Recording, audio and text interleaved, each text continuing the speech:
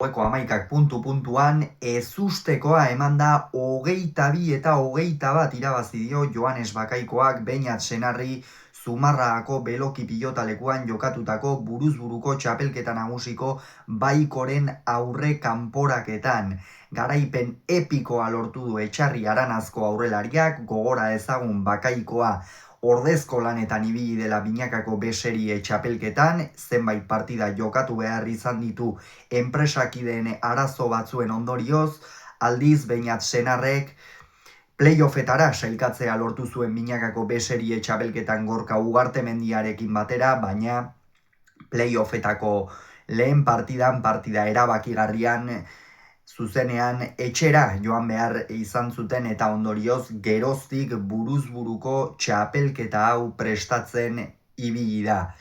Kolpe gogorra, Beñat Senarrentzat gaurkoa inolako zalantzari gabe, batez ere partida nola joan den ikusita. Ikusi dugu kolpez fresko ibili dela, sakearekin behar bada ez du hainbeste asmatu, baina Bakaikoaren aurka 22 arte egin beharra dago lana. Joanes Bakaikoak bere goiko jokoa egin du, defentsan eutsiz, aurkariari tantoa gogortu eta azkenerako berak abagunea izan duenean, tantoa amaitu eta luzatuz ere azkenerako aurkaria nekatzea lortu du. Hala ere 12 eta 6 aurreratu da lehen etenaldi horretan eta gehiago izan da, bai kolpez, bai teknikoki, ezker gantxoaren bidez ere tanto batzuk egin baititu. Eta bigarren zatian, 18 eta 10 aurretik jarri bada ere jada ikusten zen, bai baten aldetik eta bai bestearen aldetik, auspoz bete xamarrik zeudela, tanto gogorrak ez, ikeragarri gogorrak jokatu dituzte oroar pilotaka da askotakoak eta esan zitekeen, naiz eta markagailuan atzetik zen, Joanes Bakaikoa behar bada, une horretan bere testuingururik gogokoenean edo egon zitekeela jokoari zegokionez, ez markagailuari zegokionez noski atzetik baitzebilen Etxarri Aranazko aurrelaria, baina bestela hortxe ikusi dugu benetan maila bikaina eman duela Bakaikoak batez ere partidaren azken zati horretan, baina Beñat Senarrek ez du aldea murrizterik lortu hor Bakaikoak, 21 eta 14, pentsa,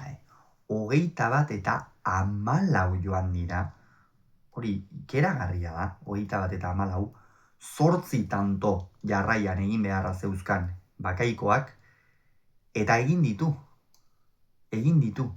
era batera ala bestera, baina egitea lortu du 8 tantu horiek. Ikeragarria izan da, epikoa, gaur Joanes Bakaikoak egin duena, tarteka-marteka ikusi izan ditugu, halako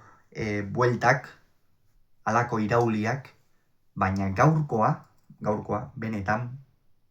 apartekoa izan da, asko lan ikeragarria egin behar izan du Bakaikoak, eta Senarrek Bakaikoa tantoak egiten zioan enean, presioa ere gainean izango zuen noski, eta azkenerako Etxarri Aranazko aurrelariak eraman du norgehiagoka. Benetan bikaina Bakaikoak egin duen partida, oroar partida oso gogorra izan da, bi pilotariek esango nuke jokatu egin dutela, Senarrek ere jokatu gaitu, eta baina partida itxi egin behar izaten da, are gehiago Joanes Bakaikoa bezalako aurkari baten aurka, eta benetan merezimendu osoz lanari dagokionez batez ere izango da buruz-buruko